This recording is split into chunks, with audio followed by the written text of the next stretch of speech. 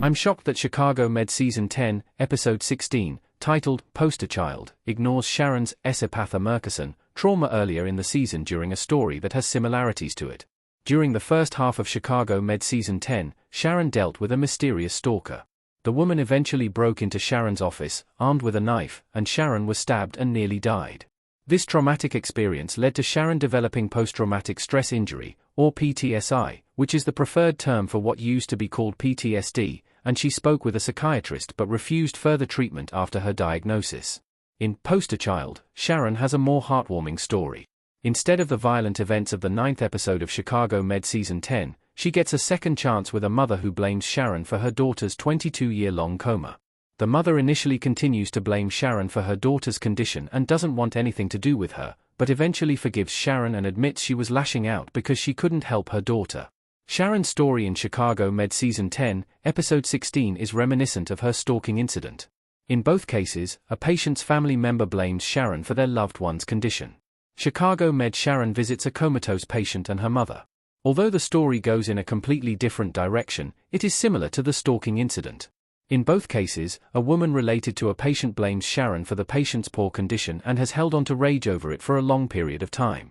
Of course, not every grieving family member is likely to turn violent, so Sharon might have understood logically that there was no reason to fear this woman.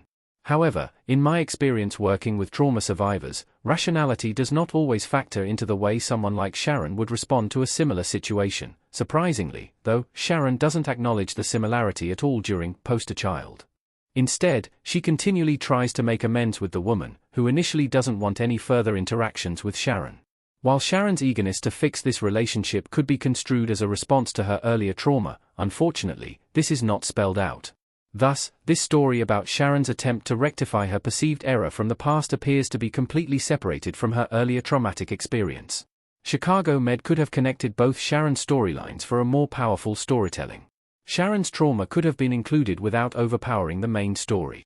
Sharon's story in Poster Child is intended to be a positive arc in which she faces her guilt and regret over her mistakes with this patient and is able to come to an understanding with the mother. For this reason, it is understandable that the writers chose to eliminate references to her trauma. They didn't want it to overshadow the new story or distract from its point. However, it wasn't necessary to ignore Sharon's recent backstory altogether. The medical drama could have done something as simple as having Dr. Charles point out that Sharon's eagerness for forgiveness was related to her trauma.